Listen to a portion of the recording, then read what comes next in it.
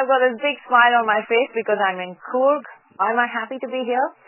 Well, because this is where I used to rally years and years ago. I've been driving around all of yesterday and today, reliving my past memories, really enjoying the experience.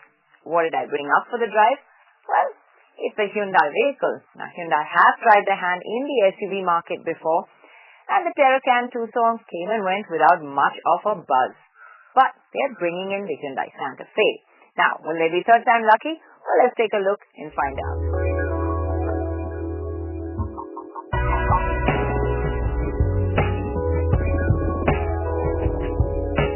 The Santa Fe's fluid, smooth shape looks quite contemporary.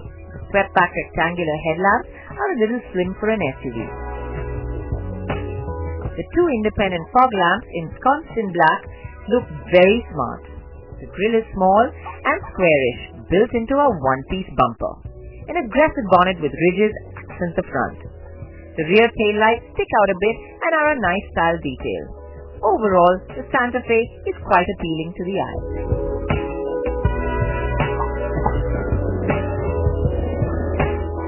The compact dimensions of the Santa Fe on the outside really don't tell you how much space there is inside once you get in the back.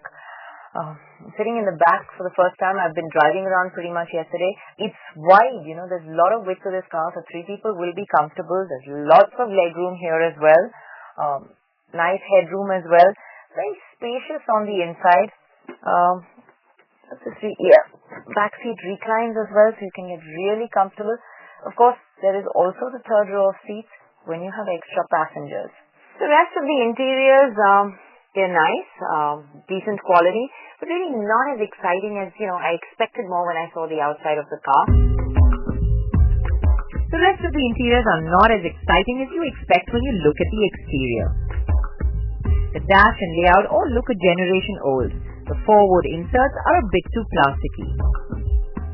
There is a nice blue backlight to the instrumentation and the meters are chrome-ringed for a sporty touch. But overall, it just doesn't feel like an interior that matches up to an SUV in this class. On the upside, there is loads and loads of equipment. A 6-CD changer with USB and aux, split aircon controls for driver and passenger, as well as air conditioning for all three rows with individual blower controls.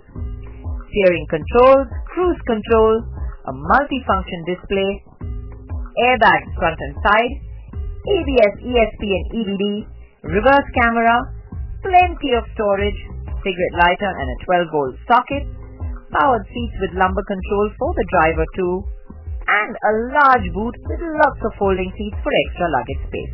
The Santa Fe is also equipped with a 2.2-liter CRDI motor that comes with a whopping 194 bhp, a variable geometry turbo and a strong 44.4 kgm of torque.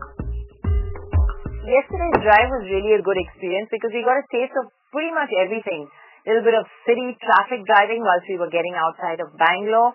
Then we had nice stretches of highway to really let the engine breathe. And then we had some twisty, windy roads all the way up to Coorg. So this car was really put through its paces.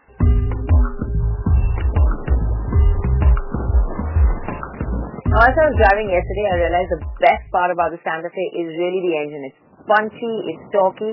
There is a little bit of lag and you have to spin the motor past 1600 RPM to enjoy it. But once you get past that, this engine is on song and you can really have fun with it. It's quite refined too, getting audible only really at high rev. On the whole, the gear ratios are well arranged and keep you in the power band. But overtaking maneuvers do require gear changes and the lag can be a little annoying in traffic. The gearbox is a bit notchy and not as smooth as the other Hyundai boxes we are used to.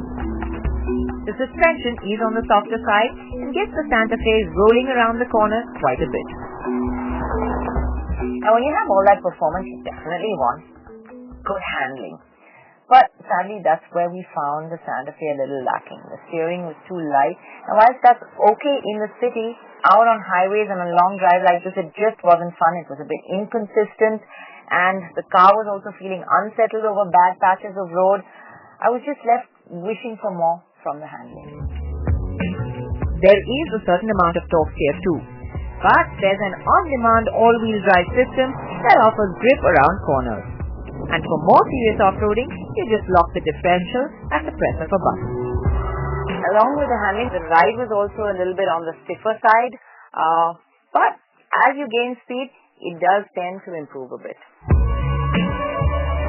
The Santa Fe to me felt more suited to being an urban SUV rather than a serious tough off-roader. Nice to take to your farm and back because it will handle the off-road, but it's really not something you want to take on a spirited drive in the hills. A shame really because the engine is such fun. Well, we pretty much drove the Santa Fe in all kinds of conditions yesterday, and we liked quite a few things about it. We liked the looks, the fact that it's spacious, that it's loaded with features. It has a nice, punchy, torquey engine that's practical too because it's a diesel. What we didn't like was the ride and the handling.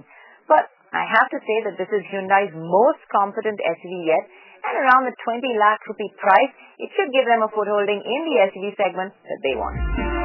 Stay tuned right after this break, all the hot cars at the Paris Auto Show.